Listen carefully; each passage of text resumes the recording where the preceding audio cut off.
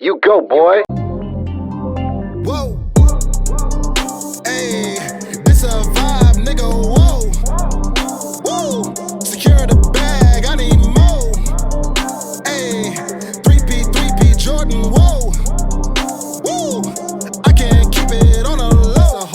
This a whole vibe. I don't need a plug, no cosign. Thinking out loud, that's a gold mine. Mask on, yeah, COVID-19. Baby mama, yeah, looking like Rihanna. Rest in peace to George, rest in peace Brianna. Still kicking like Van Damme with my niggas in Amsterdam. Hey world, hey world, hey world, hey world. Can I get some bombs, some Yahtzees, some Dom DeMarcos, some savages? Savage. Hey world. It's your boy, U-Goboy.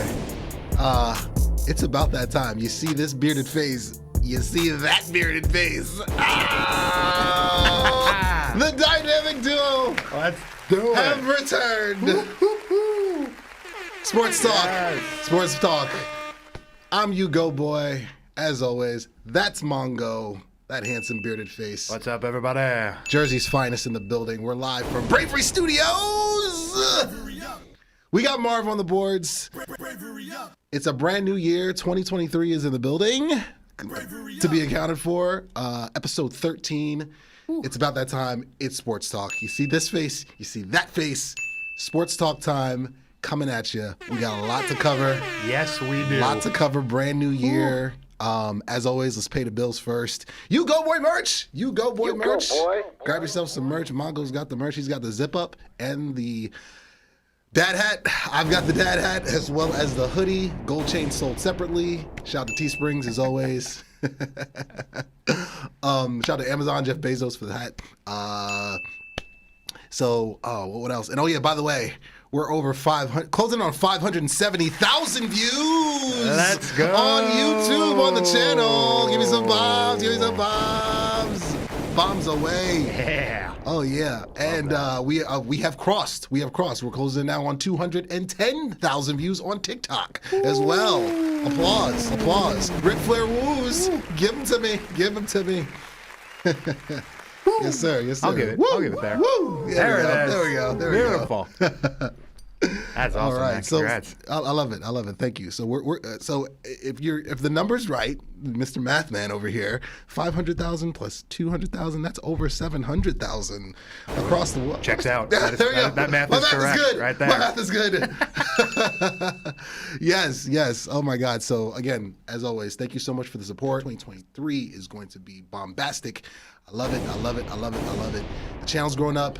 We're growing up on all the social media platforms. The music's blowing up as well. Shout out to everybody running up the music videos, as well as streaming all U-Goboy music. Got a video on the way all the time. With my main man, A1 Vision. That will be our sixth video together. Oh my goodness. So shout out to A1 Vision. The song is, I think it's on Spotify now, but it's not yet out on Apple Music and iTunes and so forth. It's still processing. Shout out to DistroKid. They distribute all of our music. I'm independent. I need all my coins. There's like this podcast is independent. We need our coins. You know, we will make announcements when we become corporate men. Oh, you'll know. You'll be the first to know. When the hat is suddenly laced in gold. Yes. You'll know. You start very seeing well. like Cheetos and Lay's and Pepsi Right. products. It's like Wayne's World when they would like overly spoof stuff in the movie. But yes, still independent music wise and podcast wise. But thank you guys for the support as always. But it's sports talk. We got a lot to cover tonight. We got Jets talk. Can I get a JETS? Jets? Mongo's got a pipe bomb waiting for his beloved Jets. Maybe two. Maybe Who knows? two. I'm excited to hear it. Oh, you know what the time it is. Give me a how about them Cowboys? Dallas Cowboy is in the building. It is time. It is time, Simba. This is where it gets real for sure. It's getting spicy. He's here as promised to drop a pipe bomb about the Cowboys beating the Philadelphia Eagles on Christmas Eve, as promised. That's right. They are the 1 seed. They're the NFC's champs. Slow clap.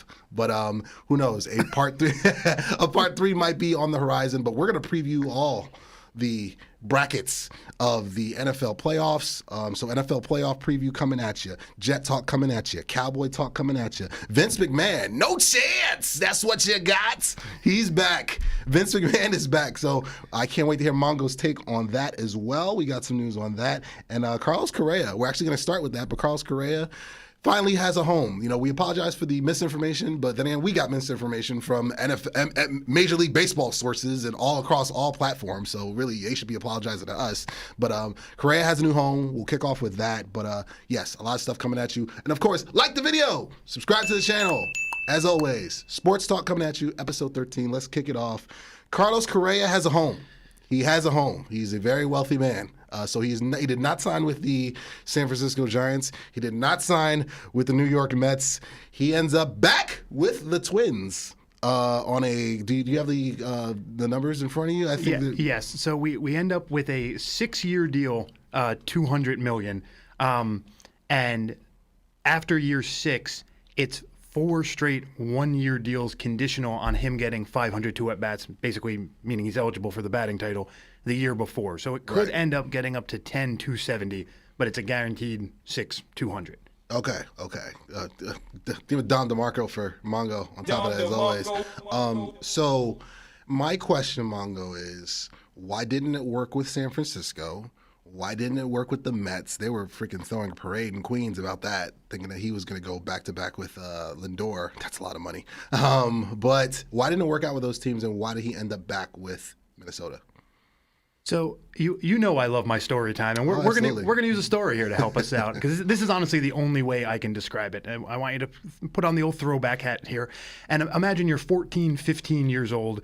You're at an amusement park. If you're lucky like I was, a cute girl has asked you to the amusement park. Shout out to Vanessa, my high school sweetheart, by the way. We might as well get that one out of the way. We need story time music at some Ness. point, Marv. If you got anything back there, that'd be great. But go ahead, continue. And so, if you're like me or like many people, you're looking at the huge roller coaster there, and you are thinking the only thought you can think at that moment, I'm gonna die, right? That's what you think, and so you almost soil yourself a couple times waiting in the queue, and you eventually get on the roller coaster, and it's awesome, right? You have the absolute time of your life, and so next time, a couple months, couple years, whatever pass, you're back at the amusement park, and now you can't wait to go on this thing. You're excited, you're rushed to get to the roller coaster, and even though you don't say it in that moment, even though it might not be in the front of your brain, you're still cognizant of the fact that that roller coaster can still kill you, or at least give you really bad owies. And that's where we are right now. The Twins are the second iteration of the boy in this story. They have been on the roller coaster, and so they're looking at Carlos Correa for the excitement that he provided, for what he did for the experience. Whereas the Mets and the Giants, they're just the kid looking at the roller coaster for the first time, and terrified of what they're seeing. And so, to me, everyone's right in their logic. Obviously the media needs to media, so they're trying to create this who's right, who's wrong narrative. And Scott Boras especially, which seems super trivial, is trying to really make the Mets and Giants look bad here. But they're all doing what's right for them. They're just at different points in the story. Right. So that's really your main difference here. Okay. Don DeMarco, like the video, subscribe to the channel. Mongo doing Mongo things. But he's a Twin now. He goes back to the AL Central. Be interested to see how that plays out. I still think it's still a two-team race with them and the Guardians. I almost said Indians. Don't cancel me, please. The Guardians. I do think though for the other 13, for the rest of the AL, but especially the AL Central, a division title has to be a reasonable goal, because you're absolutely right. It's Astros, Yankees. Question mark when you look at who's going to win a division. And so especially for Minnesota, who was a favorite last year and faded off, that should really be their redemption tour for them. That should be their redemption goal. And with him now, I think it's certainly doable. I mean, the White Sox add Benintendi, and the Guardians basically just get 1 year older, but nobody really did much in the AL to move the needle. True. And so if basically everyone just brought back what they had last year, and it goes closer to chalk than it did, the Twins should, in theory, be better than they were, because they were a disappointment last year. Agreed. So I like this move for them ultimately, at least the press conference seems like they're going to be able to move forward from it. There's not going to be any awkwardness, and they should be good to go. True. Another. Give me a Ric Flair woo for that. Ric Flair woo. Keep in mind. Abreu goes to the Astros. The rich get richer. I think that's actually major for the division when you think about it, for the Central. He leaves the White Sox, and replacing, as much as I love Benny Biceps, Benintendi, replacing Abreu with Benintendi does not seem like a fair trade-off to me, at least. A former MVP versus a 5-tool guy who gets hurt a lot. Benintendi does get hurt a lot. Yeah, absolutely. So- Now they do, Oscar Colas should be coming up and being their right fielder very early on in the year. They have the new iteration, the younger Cespedes can come up. So they do have some options. The White Sox are also super interesting because they have just an absolute gaping hole at second base. So, True. What they do can ultimately determine this division. But that's really the genius of this for the Twins. Now the pressure is back on the White Sox. Absolutely. Now they might accidentally mortgage their future trying to just get to that maybe 88th, 91st win that might the Twins might now have forced them to do.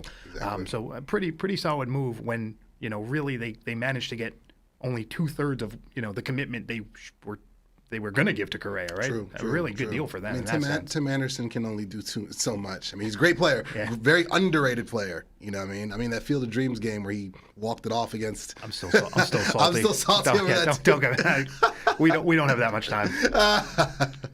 Oh my God! So yeah, like the video, subscribe to the channel. Yes, so let's just keep things rolling. Tim Anderson aside. Thank you. So, so let's get to it. We're gonna do some Jets talk. And another Jets, Jets. Por favor for Mongo. And some sad music, please. Some sad music, please. Right on cue. It's coming up. But Mongo, you can deliver this soliloquy for your beloved Jets. There we go. There we go. Very, very nice. NFL draft to end of regular season. That would be on the tombstone. Yeah. Could it? It's funny. The logical thing you'd want to put here would be could have been a contender, right? That's the ultimate cliche. But to me, actually, that's the thing that bothers me most about the takes on the Jets this year. And thank you for turning off the sad music there because you can see where I'm going with this. It's so many people You're are savage there, please. Savage. so many people are sad and angry, and especially I hate this take. They were 7-4 mathematically. They had it. How could they possibly blow this? This one's my personal favorite. If anyone other than Zach Wilson was our quarterback, we would have made the playoffs. Let's just run through the logic here real quick, and we'll get to Zach Wilson if we have time. Okay. Floor is yours. But first of all, this if Zach Wilson, if we had started Mike White and ... Well, when you start playing the what if game, well, what if when we played Miami the first time they had Tua? What if when we played Cleveland they had Deshaun Watson? What if in the 22 days before we played the Packers they hadn't played Tampa on the road, an overtime game, and gone to London? We probably do not beat them. What if Pittsburgh didn't stupidly give Pickett and Trubisky the exact same number of throw attempts in that game against the Jets? If they had just started Pickett, they probably beat us. The problem with the what-if game is you have to play it for the other team as well.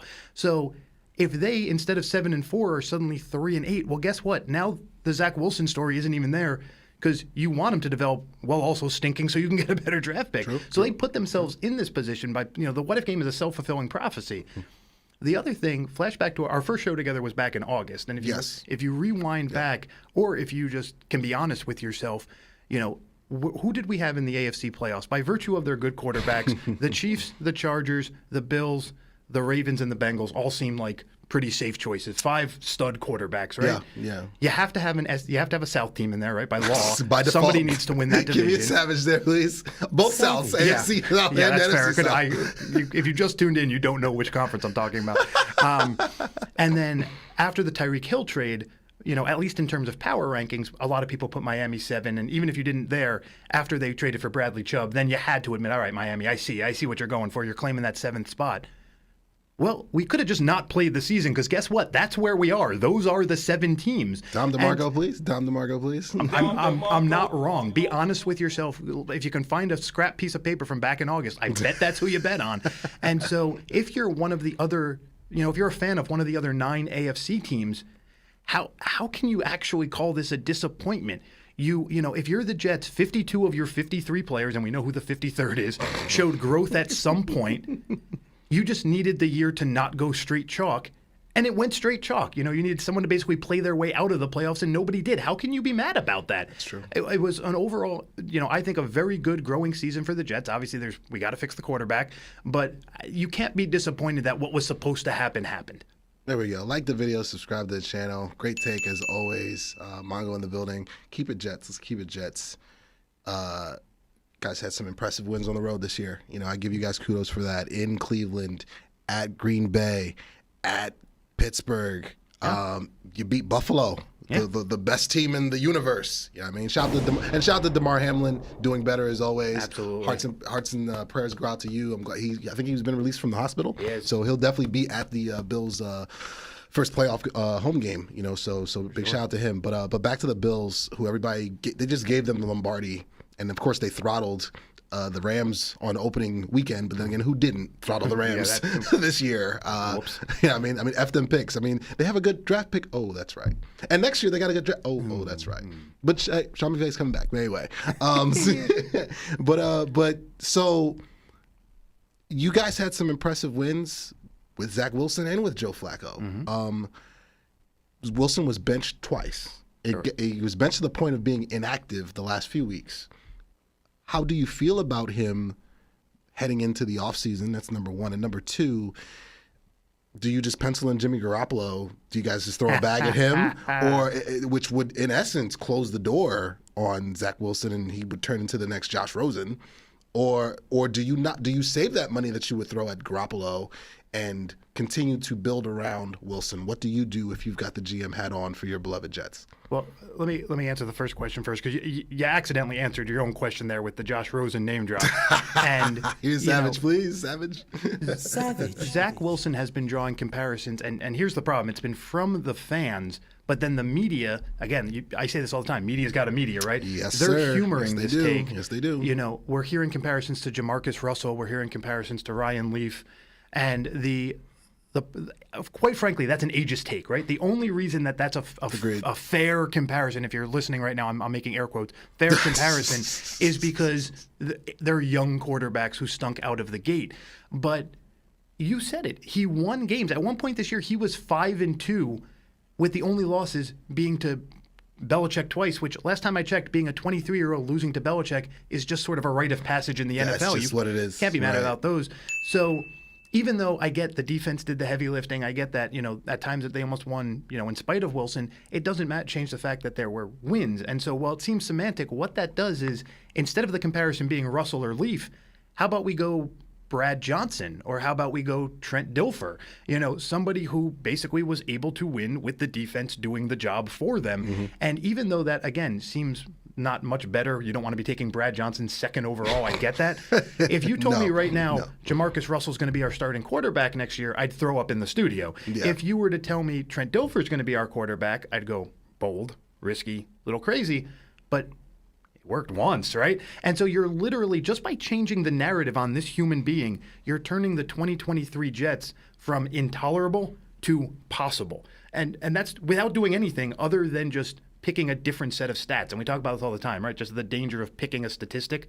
And so with that being said, I can see a world where Zach Wilson is their quarterback next year if they accept the fact that he is done after his rookie contract. And so if that's the case, you're looking at him next year not as a developing young talent, but as a guy who is just simply steering the boat. Because quite honestly, I get that they're a young team, but the window is still now, right? Yeah, because they have so many high picks, all these guys are going to want to get mega paid. True. So you're not going to be able to keep Wilson and Hall and Sauce and everybody else. So the window's now. So what if you consider him almost, and I know most people are going to scoff at this, but think about this guy's record a couple times. Treat him almost like a Matt Castle type, a guy who can just serviceably get you to the playoffs, and surround him with 52 of the best short-term contracts you can, because at this point, you'll have, what do we know? When your quarterback is on a rookie contract, you can go nuts with the other 52 spots. That's true. And that's so true. I think their plan A, you're absolutely right, is if Derek Carr says trade me to the Jets, if somebody says I want to be a Jet, yeah, you better believe they're going to go there. But I think they're at least accepting of the fact that Zach Wilson as a placeholder more than as the future, that's actually a viable option. Agreed. Dom DeMarco, por favor. Like the video, subscribe to the channel. I mean, as always, I think Robert Saleh in that front office, I think you guys are going to at least cover yourselves. There'll be an insurance policy. Oh, absolutely. It might not be a Garoppolo or a Minshew insurance policy, because that's gonna be hefty. You're talking $30 million a year APY. easily, maybe even more. Even though Garoppolo's coming off of a major injury on his foot, I mean, his numbers in the regular season, I can't believe I'm caping for Jimmy Garoppolo, but this is where we are in 2023. It makes too much sense with Saleh and the connection he had back in San Francisco. But it would be in your best interest to cover yourselves because, again, I think playoffs was realistic for you guys, barring the injuries and the poor quarterback play. I think next year, 1,000% at minimum a wild card. You guys should be in the tournament next year, 1,000%. I really believe that. I think 6 or 7 is very, very doable, barring catastrophic injury and terrible quarterback play, which is what happened to you guys this year. I think you guys should get in next year. I really do. Now again, without going too far down, because obviously we're going to have a bunch of shows between now and then. But again, to quote the great Don LaGreca, who you taking out, right? True, I mean, true. You have to do something. If you believe the playoffs are the goal next year, you have to do something drastic enough to either pass Cincinnati or Kansas City. No, the Chargers, most likely not. Buffalo, I don't think so. You legally can't knock out the AFC South champion. So you're basically looking at what do we do to stop Miami? That's effectively your goal next year. Beat Miami twice. Hope that, Belichick works his magic and beats Miami twice and just get in on division play. But I agree with you. You put yourself in position, same as you did this year. And if a team, you're one Joe Burrow injury away from being, and obviously not on wood there, but you get my point. You're injuries away from just passing these teams. This year, nobody sunk, so you were just stuck where you were. But you still want to put yourself in position because no one would scoff at you if you're a playoff team. I think that's the safer way to say it. Like next year, if the Texans find a way to make it into the playoffs, we'll know something either has gone horribly wrong or they redrafted the league during the offseason, right? There's no way the Texans are getting in next year. But the Jets making it is feasible. They just want to put themselves in position. To answer, by the way, who's going to be that insurance policy, I will give you 2 hints about this person. See if you can figure out who I'm talking about, okay? This person plays in the NFC. That's my first hint. Okay. And 2, this person's name rhymes with Baylor Heineke. I think that's where they're going. And he votes for Trump too. Don't forget that. That's important information. Even better. Bring them in. Oh my gosh. No, but I think that's what they're going to do. They're going to go with if none of the elite names, say I want to be a Jet, they will take somebody with starters experience, basically just a younger Joe Flacco, right? That's what they were trying to do with Flacco. They just didn't realize how done Joe Flacco truly was. But I will say this. If they didn't make a single move, if they just brought back these 53 guys, Zach's their starter. I think the days of Mike White being the starter are 100% done. That I feel pretty confident about. Oh, yeah. Like the video, subscribe to the channel. You know who I am. Hey, how'd that guy get in here? I don't think I need an intro. How'd that guy get here? What just happened? I slipped in through the back. Oh. Mr. Mongo, can you please hand me my belt? Because the belt needs to be on display. You thought I forgot? You hating bums. You thought I forgot? You Philadelphia Eagle fans. You thought I forgot? First of all, it's Dallas Go-Boy. I mean, that's Mongo. I'm Dallas Go-Boy. U-Goboy, he took 5. I told him to take a hard 5. All right, the stars in the show. He just showed up. Christmas Eve. What did I tell you? What did I say? Give me like 10 Ric Flair woos. Back him up. Back him up. I told you bums we'd beat you. I told you we had something for you. You beat Cooper Uber driver Rush. Some loser who friggin' drives Uber and drives Lyft on his days off. He gave me DoorDash last weekend. You beat him in Philadelphia, and then you throw a parade. Wow! You got Meek Mill singing like it was the Super Bowl halftime. Wow! But what happened when Daddy came home? What happened when Dak Prescott showed up? Think he went 24 for 24 against the zone coverage? He shredded and sliced and diced you up like a Cutco commercial. I'm loving it. I told you it would happen. I told you the Cowboys would beat the Eagles. We didn't get the top seed. We didn't get the home field throughout the playoffs. We didn't get the division. That's fine and dandy. That means we got to go on the road. But mark my words. I'm going to take the glasses off because I'm going to get serious. Where's my camera? Mark my words. We're not done yet. Old Man River, Tom, whatever the heck your name is, Tom Brady, with your marriage problems, Mr. Alimony, we got something for you. All right? Jalen Hurts, you're like 17 years old. He's the MVP with a bum shoulder. We got something for you. Brock Purdy. Oh, let's be afraid of Brock Purdy. A 7th rounder that nobody wanted. Big Daddy Duck got something for you too. He's got something for you too. Everybody in the tournament. Geno Smith, all of you bums. Dak Prescott's got something for you. Diamonds are forever. And so are the Dallas Cowboys. Cowboys are going all the way. How about them Cowboys? Yahtzee. Bold, bold, my friend. Very bold. I love it though. Always fun when that guy stops by. Always. Oh, so what did I miss? What did I miss? Like the video, subscribe to the channel. It got loud in here. I just stepped out. I guess he showed up. You were looking up facts about Taylor Heineke because I apparently couldn't come up with any first fact about Taylor Heineke. Other than the fact that he votes for Trump. Like the video, subscribe to the channel. Oh, man. Yeah, so that screaming moron idiot aside, back to realism. I'll keep the hat on. At least for this segment. It's fair enough. I am cautiously optimistic. As you should be on that half of the bracket. Yes, we talked about this off camera on our way here, man. I've been a Dallas Cowboy fan. Please, no sad music this time. None. We have a whole clip for that from the off season. But I've been a Boys fan my whole life, and our last road playoff win was in '92 in the NFC Championship game. Yeah. Like since '96, the Cowboys, obviously the Super Bowl drought, that's intact, but we haven't won. We've only won 3 playoff games since '96. Ironically enough, against the Eagles, Donovan McNabb's last game, against Russell and company at home, and I believe against Matt Stafford and the Detroit Lions. That was Romo's only playoff win. So the playoffs has not been kind to America's team.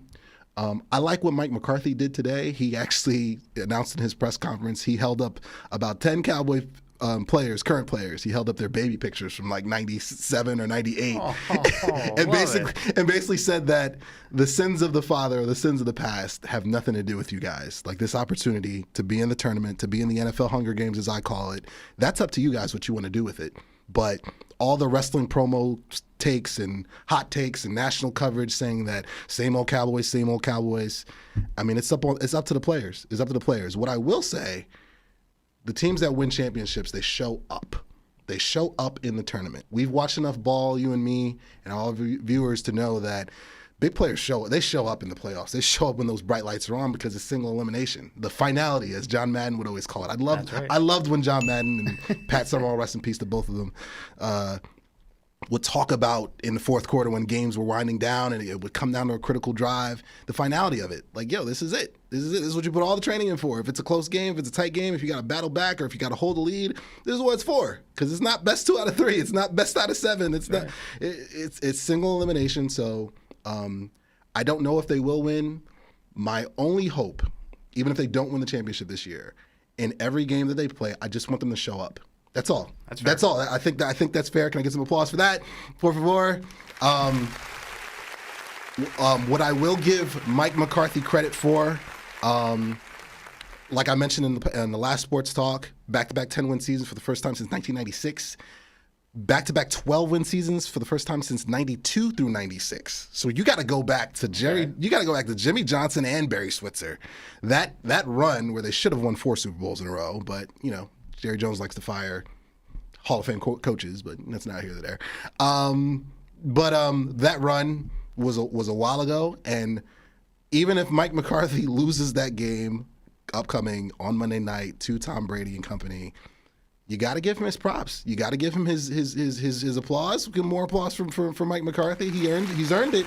He's earned it. He's doing things and he's breaking generational curses in Dallas. He's doing that. Now, the playoffs is that next hurdle, because if you don't do it in the tournament, it's all for naught. They went 12-5 last year, out in the first round. They went 13-3 in 07, out in the divisional round. They went 13-3 in 2016, out in the divisional round.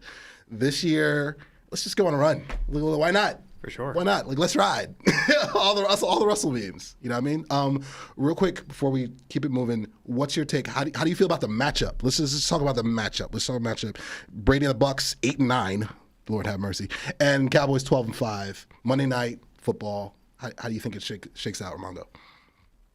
So I think your take on what to, how to feel on Tuesday one way or another is correct, because similar to how losing to Belichick, to me, I slept like a baby when the Jets lost that night because it's a loss to Belichick. I've been doing it my whole life. Savage, please. You would join Savage.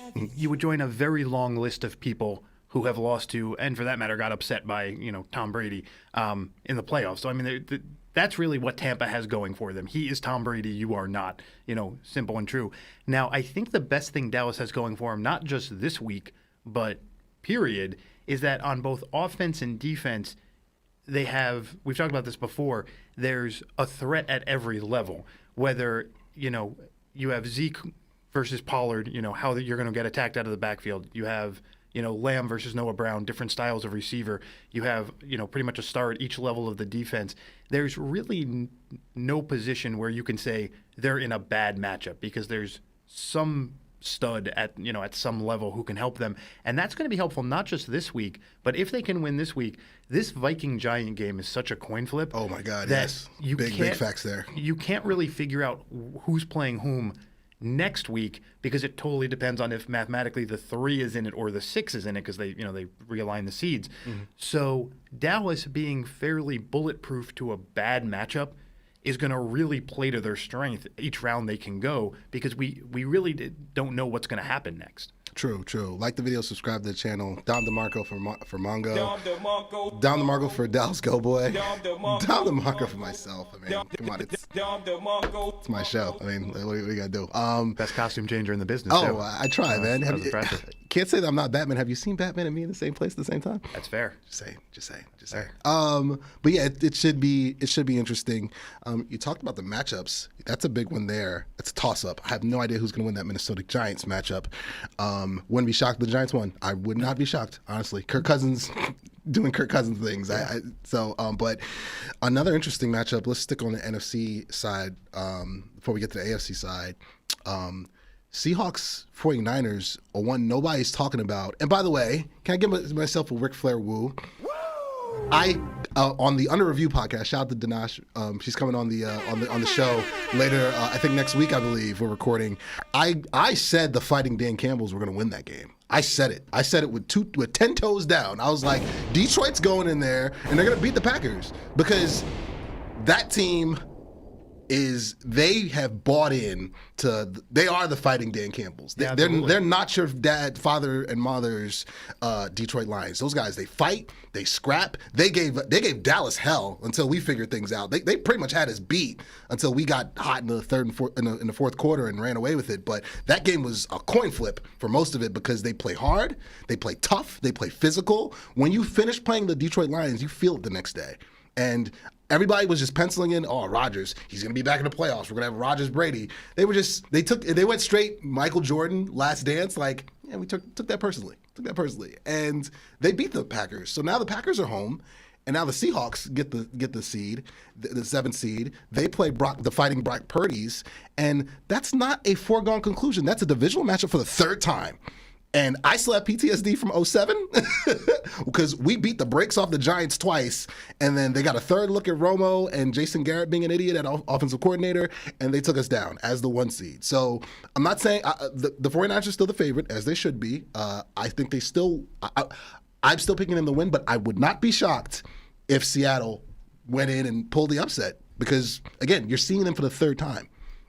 Yeah, and it's weird to say this, but you can make a really strong case for the fact that Pete Carroll is the best player on Seattle, at least in this particular Dom DeMarco, case. por favor.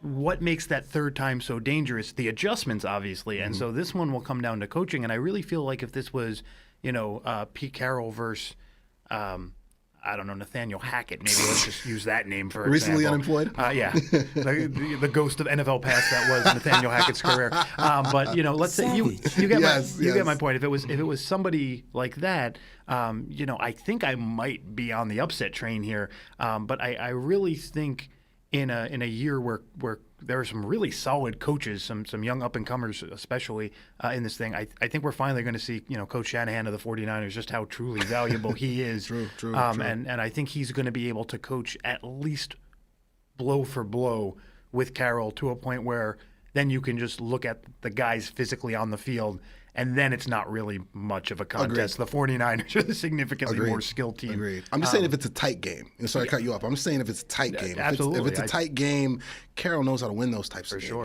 And Kyle knows how to cough up those type of games. You can go back to 2 Super Bowls, one as a coordinator and one as a coach. You know what I mean? If you want recent history. And again, go back to recent history. The Rams played the 49ers for a 3rd time last season, NFC Championship game. They had throttled them twice, got a 3rd look, and come 4th quarter, those Kyle plays were not working. And Aaron Donald and company were getting home, and Matt Stafford and the crew, they knocked them off. So I'm just going off of recent history. I'm not being a 49er hater. My brother's a 49er fan. We don't want each other's teams to play each other, but we're both very realistic with what's possible with our quarterback situation, respectively. Right, and I think the one change, because whenever you look at history, you always have to look at how perfectly parallel does it. And I think the one change here is that Seattle is the 7 seed. And, we had talked the last time we were together, you'd asked me Packers, Rams, Tom Brady, are they getting in the playoffs? And I think our take on the Packers was pretty much yes, because mathematically somebody has to go dancing, right? True. You had to find a 7th team. And, I feel like that's the Seahawks. I feel like they're just in because mathematically, they finished there. But, if you're the 49ers, I feel like back when there were 6 teams, it was easy to say, oh, we've beat them twice, we can beat them again. But now it's really easy for the 49ers to look at the Seahawks and go, they're on borrowed time. They know they're on borrowed time. They're going to come in with a nothing-to-lose attitude. We have to be ready for that style of play. And so I think when the 7 seed is in any sort of nothing-to-lose mode, which I feel like they'll always be until there's a generation that doesn't remember when we had 6 teams, the 2 seed will always be ready for the upset more because of how, sort of a gift the 7 still feels because it's such a recent, addition to the game. True. Like the video, subscribe to the channel. We're going to keep it NFL playoff talk. This is episode 13, the first episode of 2023, live from Bravery Studios. U-Goboy podcast in the building. Sports talk. So we're not going to talk about the 1 seed, the Philadelphia Eagles. Not going to talk about them. That's fair. We're not going to talk about them. We're going to switch over to the AFC. We're going to talk about Doug Peterson one way or another. We will. He's going to fight. We'll make the segue that way. How about that is the segue. Perfect segue. Gotcha. I gotcha. Dom DeMarco for Mongo as always. So the Jags get in. I know one Jaguar fan. Shout out my boy Kerry. No intro. We're both sports nuts. I've been on his podcast a bunch of times. I can't wait to have him on next time he visits New Jersey for us to talk it up and yak it up. He'd be great on Sports Talk. He'd love it. Yes. So the Jags make it in. The fighting Doug Petersons. Was it more so about the Titans having a complete dumpster fire at quarterback? They just fired their OC, by the way, and they fired their GM for trading A.J. Brown. Who'd have thought? Thank you, Titans, for giving him to Philadelphia. Thank you so much. Another reason why I hate you. So the Jags get into the playoffs with Trevor Lawrence. How dangerous are the Jags? In the first round? In the first round? Very dangerous. Yes. And not to undersell this, but basically the second round of the AFC playoffs will be Buffalo, Kansas City, Cincinnati. Spoiler. Other. Spoiler. I'm sorry, but you're savage for that, please. The distance. Savage. The distance from 3rd to 4th, whether it be the Jags, whether it be the Chargers, whether they make up a rule where they're allowed to form a super team of 106 players, it doesn't terribly matter. Mm-hmm. Now, I think on a neutral site, I take the Chargers. That trip east is always dangerous. Chargers have to come across, obviously. And so I think that's what they have best going for them. It'll be really interesting to see what the stadium atmosphere is there. On the one hand, it's Florida, man. Nobody ever comes out to these things in Florida or California. But on the other hand, this is a fan base that's been waiting, Yes. that's been They have. shockingly passionate. Yeah. Oh, yeah. So we may get a really good crowd there, a really good game. You do kind of always wonder when a team wins a bad division like this, how much were they, measuring the other runners? Did they just know what they needed to do to get in, or are they actually a good team? I like where they're going more than where they are. I'm still picking the Chargers, but I would say of all the AFC matchups, this is the only one I'm turning on and going, all right, both of these teams have a shot. Agreed. Like the video, subscribe to the channel. Other matchups, I believe the Bengals, the Fighting Joe Burrows, they take on the Ravens. Lamar Jackson's not playing again this year. And honest to God, he shouldn't play this year. And because until he gets his Major League Baseball contract, which he's asking for, fully guaranteed, he's protecting his best asset, which is his body, which is himself. So by default, I give it to the Bengals already. They're moving on. With that whole situation, I've said my take already. I think he's playing it right. If I were him, I'm not 100%, and you don't want to pay me. You still need to see more. That's really the take the Ravens are taking. They don't want to come out and say it, but that's what it is. They don't want to give him a long-term deal because, again, they feel like, is it more him or is it more us? Because if it's more him, he's going to get a baseball contract, and we don't really know if his style is going to be durable and conducive to survive the NFL for the next 5 to 10 years with his style. So do you think Lamar is playing it right? I will go the other way with this. Okay. I think the Ravens are playing this right. Okay. Because quite honestly, if anybody not named Burrow, Allen, or Mahomes ends up being the representative quarterback for the AFC in the Super Bowl, that guy can basically just put a blank check on his owner's desk and say, I'll tell you when to stop writing zeros. That's a Yahtzee.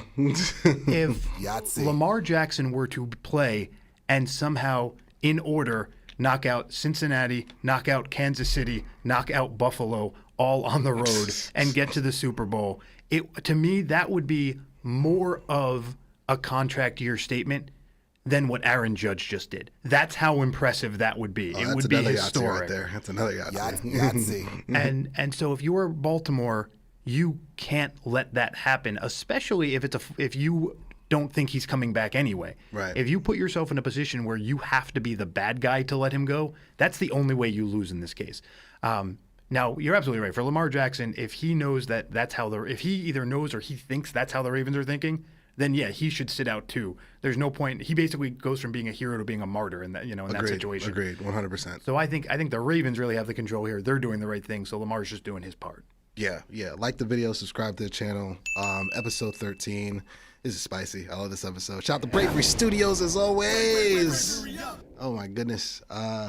Again, we've closed in on 1 million views. Can I get another Dom DeMarco for that? across TikTok and YouTube? That's nuts. That's awesome. That's nuts. So again, let's keep it AFC. Another matchup, I believe. Actually, let's look at the 1 seed. Let's look at Kansas City. Right. Kansas City or Buffalo. However you want to look at it. Depending on who wins a coin flip in 2 weeks. Exactly. Or Cincinnati. They're in the conversation as well. Can you pencil them into Arizona? I say for Kansas City, I say no. As long as Joe Burrow is in this tournament, I say no. I absolutely say no. I think that they have the blueprint to beat Kansas City anywhere. On a neutral site, in Kansas City, in Cincinnati, wherever they filmed the Blues Brothers, in Illinois, in some parking lot in Meadowlands in New Jersey. I think Cincinnati is the one team that Kansas City is like, yeah, they're real. I think Kansas City respects and fears Cincinnati more than they fear Buffalo. I honestly believe that because I think the way Mahomes and Reed is like, as long as we get the ball last, we can beat these guys. How many times? Like, it's really whoever has the ball last. You're right, and the answer is because we have, right? Exactly. It's recency bias. Exactly. We just saw the Bengals do it. We haven't seen the Bills do it. I'll go, mathematically with the quote sure thing, that Buffalo can't go to a Super Bowl. Now, obviously, that's false. True. That's how biases work, right? You look at what you can and go, this is what I'm deciding. This is what I want. You're absolutely right. It's 100% not a foregone conclusion. I think it's a foregone conclusion that 4 AFC teams are and also ran. But then after that, these 3 that we're talking about, it's an any given Sunday situation. I think one will have a huge disadvantage of having to play 2. One of these 3 teams will be able to, Kansas City will get to not have to play both of those teams. So I think depending on how much of a grueling match Cincinnati-Buffalo is, that could determine it. If, again, knock on wood, we're just going to keep putting the pressure on Joe Burrow to not get hurt here. But, if Joe Burrow has a terrible game or goes down early and the Bills can bench their starters in the fourth quarter, well then, all of a sudden it's a fairly fresh matchup. But if Buffalo-Cincinnati is a grueling overtime game and, multiple injuries on both sides, then you kind of got to like the Chiefs there.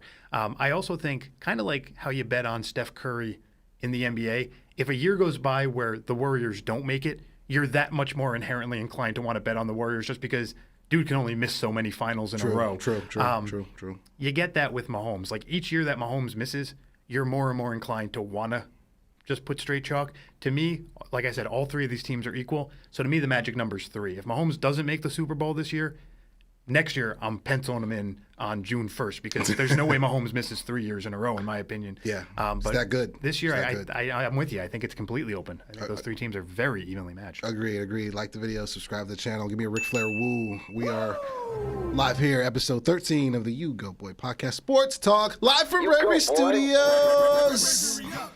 Oh, man. So, we still have a bunch of time left, so let's talk about this coaching carousel, and then we'll end with WWE talk. So, real quick before we do, go for it.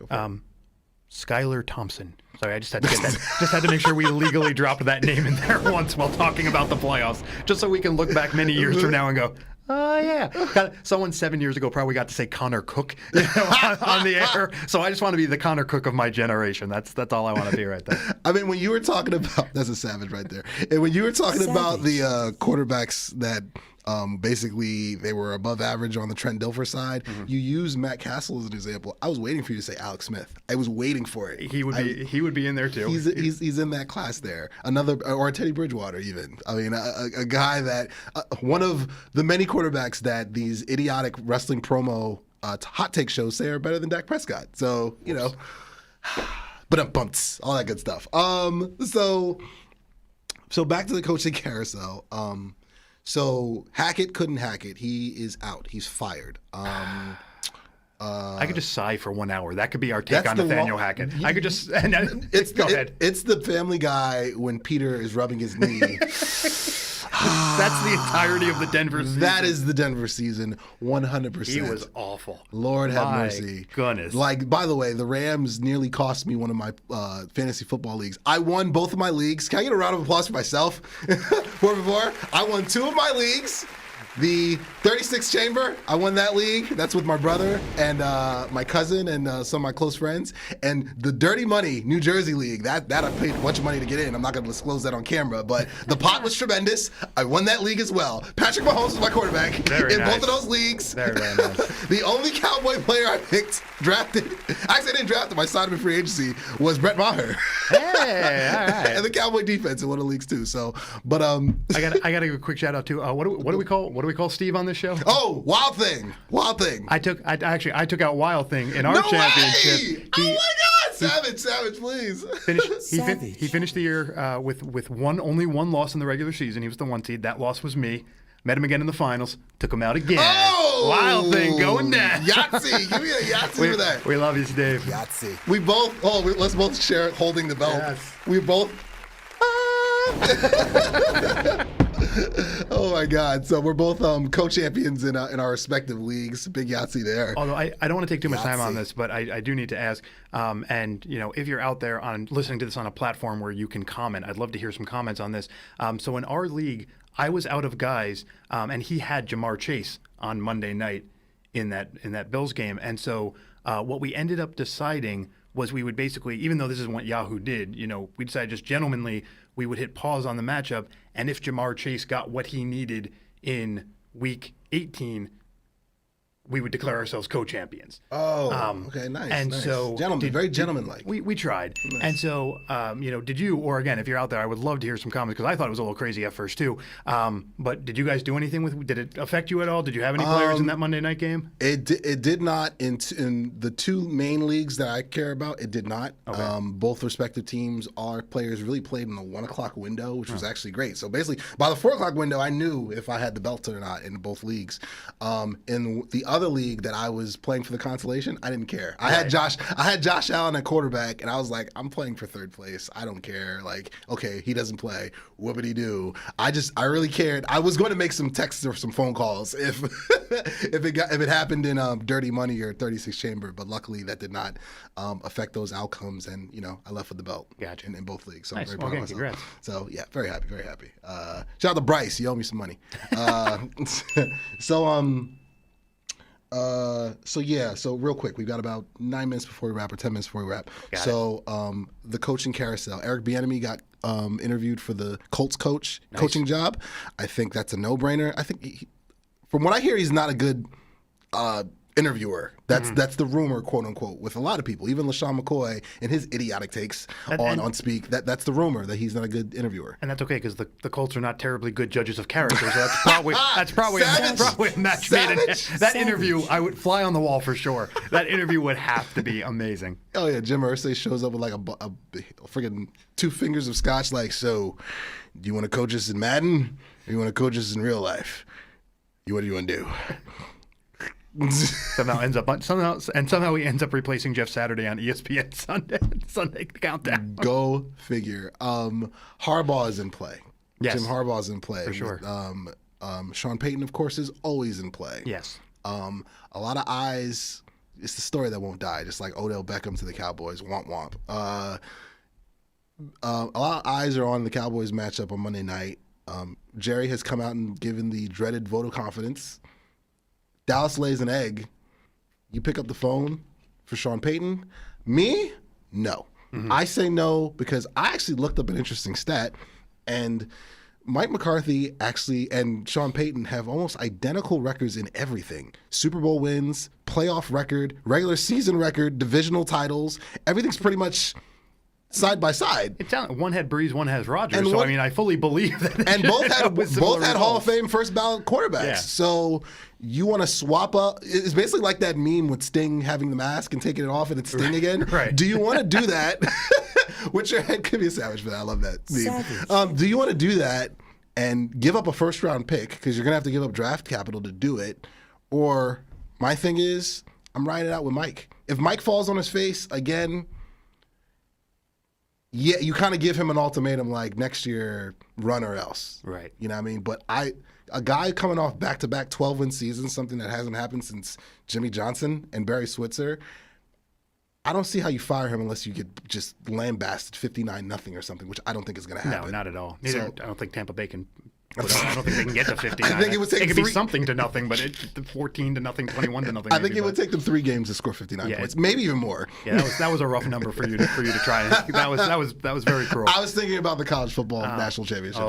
Sorry. So, but no, I'm with you, and we have time at the end of this. I'll give you where I think would be good fits for these two. Mm-hmm. But I think Dallas is a bad fit, even if you move on from McCarthy, because we know that both of these guys are going to want an absolute lion's share of the power and the decision making. True. And we know that no matter who the coach is, this is Jerry Jones's team. Yep. And so if they did move on from Mike McCarthy, you're just looking for another front man at that point. So Agreed. I don't think either of these guys are necessarily good fits for Dallas. Agreed. Really, and quick sidebar on that. For our viewers who don't know, the way that the Dallas front office, it's a 3-headed monster of Will McClay, all the flowers in the world. He'd be the executive of the year if he were anywhere else.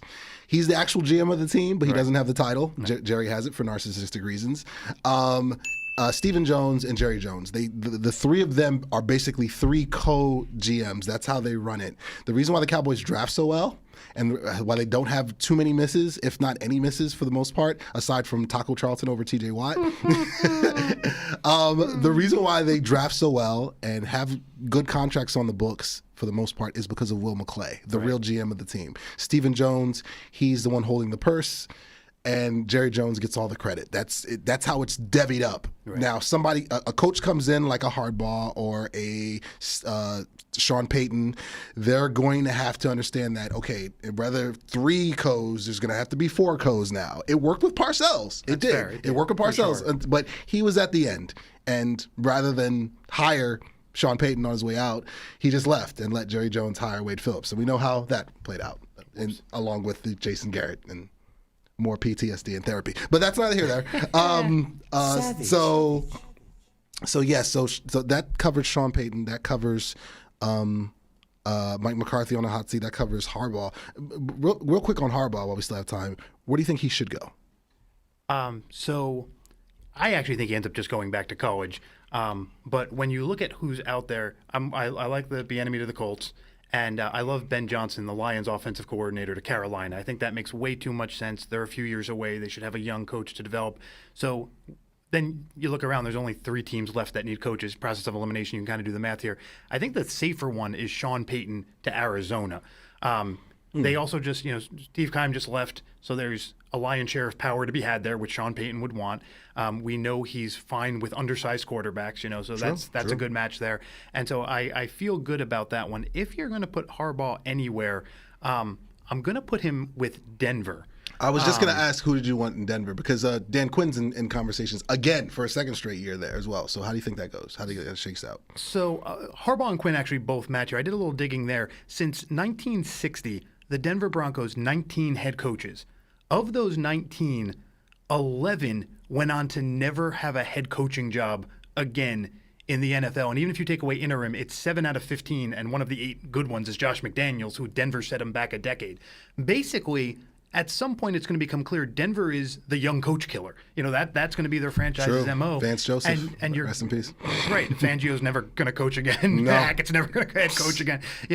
And so they're going to be stuck in a position where they pretty much have to. I know retread is a mean way to say it, but coaches with experience, like what they did with John Fox. Mm-hmm. And so a guy like Dan Quinn or a guy like Harbaugh, somebody who has the experience, is probably where Denver's going to have to go, because going 4 coaches in a row for one off, for one-offs basically, who really didn't know what they were doing, they can't do that again. They need to bring in somebody who they know is going to stabilize the program for a couple years, especially with Russ there. The window's very short here. They need somebody who knows what they're doing day one. Agreed. And they don't have draft capital because of Russ. No, not at all. It's a very unattractive gig, which again is why I said I think Harbaugh passes on it. I think he goes back.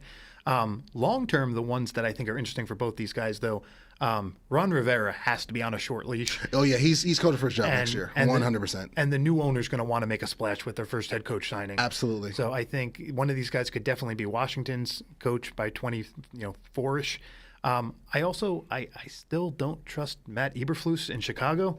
That's not going to last long. Yeah, and that's not going to last long. I put money on that. And Ryan Poles is definitely playing for his GM job. If they're a disaster again this year, they could easily clean house and let one of these guys have complete power in Chicago. Agreed. And they have the number 1 pick this year. And honestly, they're lucky that that Poles is in place there now, because if they were, say, cleaning house now, Fields wouldn't be safe. No, I'm a new GM. I'm moving on. I'm moving on from him. I'm taking Stroud or actually, I take Young. I think Young is going to be a safer pick, because Ohio State quarterbacks, Fields, as for example, right. I.e. Fields, I don't trust Ohio State quarterbacks. No, I don't. I'm with you. So I mean, as a Jet who's watched USC quarterback after USC quarterback Savage, come roaming through my Savage. door, I'm with you on that. Oh, savage.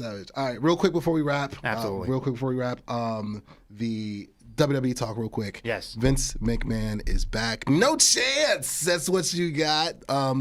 Triple H did talk to talent today. That report. Shout out to Fightful.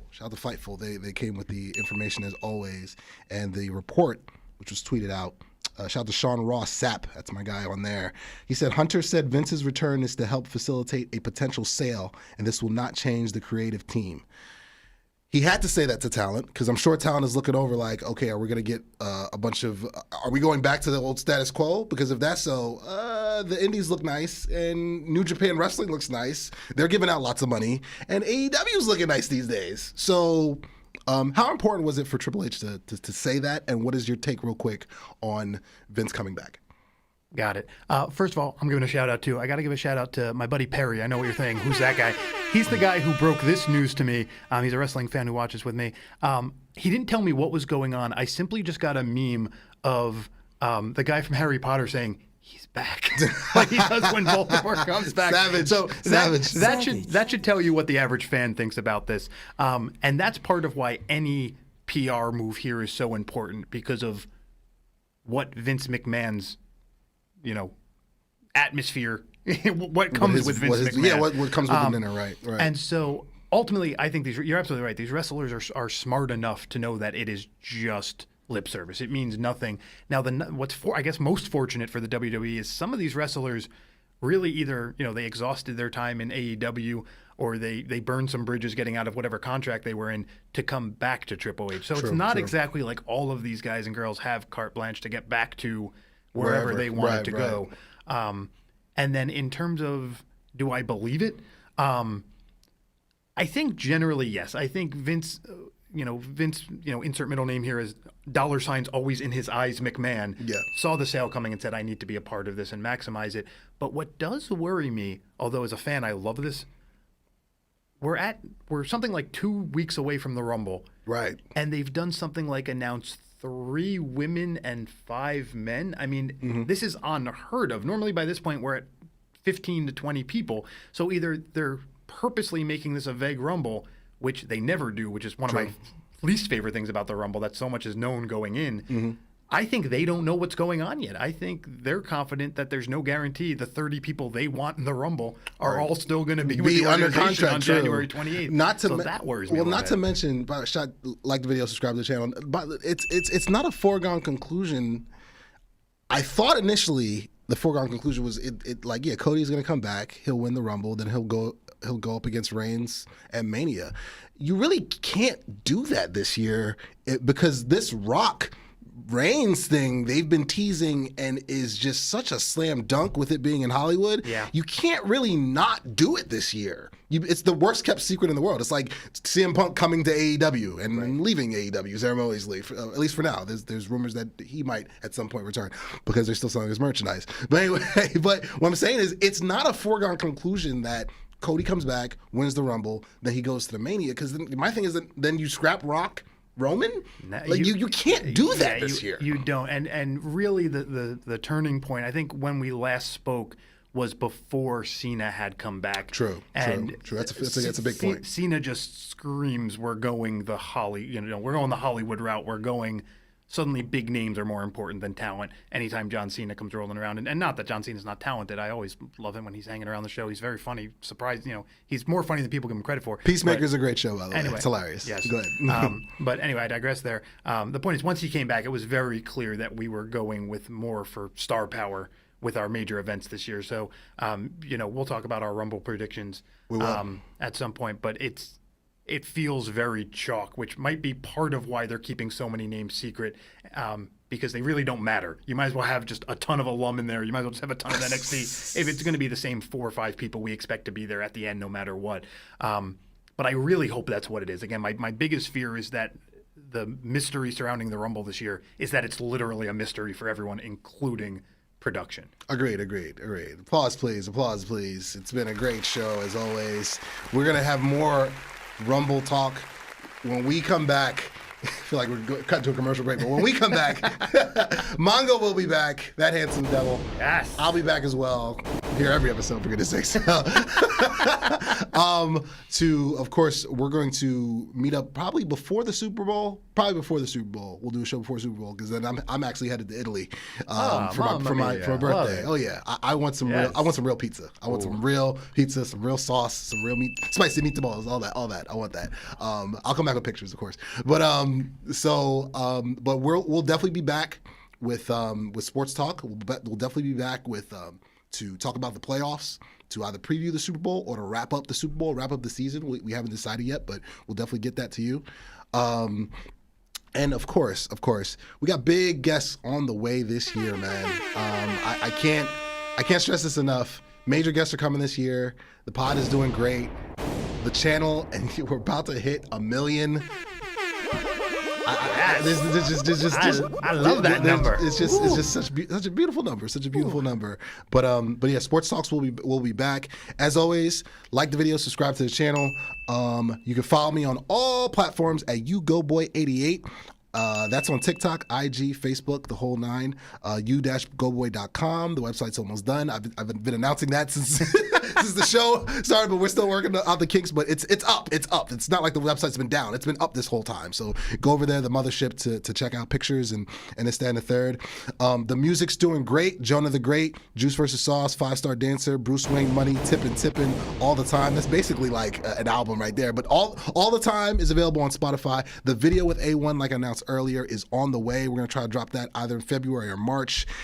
A lot of vibes. I had Bret Hart shades on in that video. All right. So I can't wait to see Mongo's take on that. He's gonna get a nice recap for you guys when it drops. So we have that episode. We're gonna have more guests. Shout out to Marv on the boards as always. Oh man, shout out to the Bass Podcast. Of course, grab the merch one more time. Grab the merch as always. And we're gonna sign off like that. That's the belt.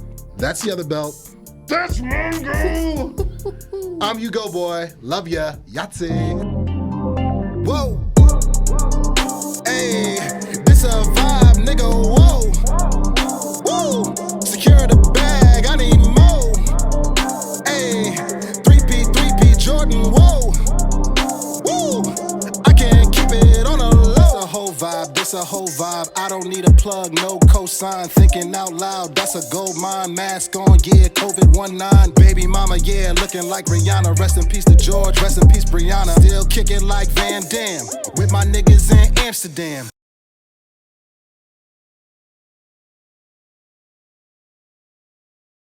You go, boy. Yahtzee.